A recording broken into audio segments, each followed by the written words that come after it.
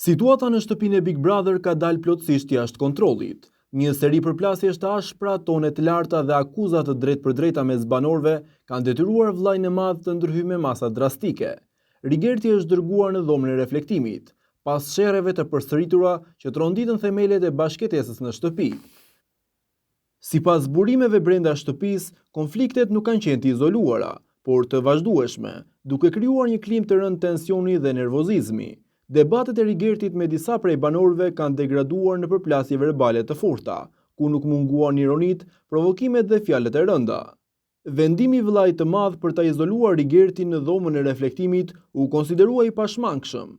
Në mesazhin e tij, Big Brother theksoi se rregullat e shtëpisë janë të panegocueshme dhe çdo sjellje që cënon qetësinë dhe respektin mes banorëve do të ndëshkohet. Ndërkohë vetë banorët kanë nisur ta përshkruajnë jetën në shtëpi si një xhungël, ku mbijetesa duket më e rëndësishme se loja, strategjia apo miqësitë.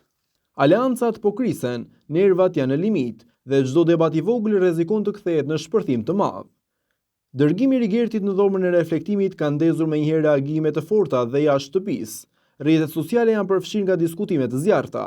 Një pjesë e publikut e sheh Rigertin si një provokator që po e çon lojën drejt kaosit, ndërsa të tjerë e konsiderojnë atë një nga banorët më të sinqertë dhe emocional, që thjesht nuk po duron dot më presionin ekstrem të lojës.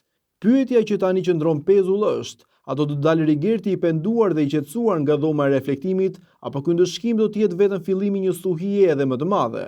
Një gjë është e sigurt, Big Brother nuk është më një shtëpi, është një arenë, dhe xhungla sapo është bërë edhe me egër.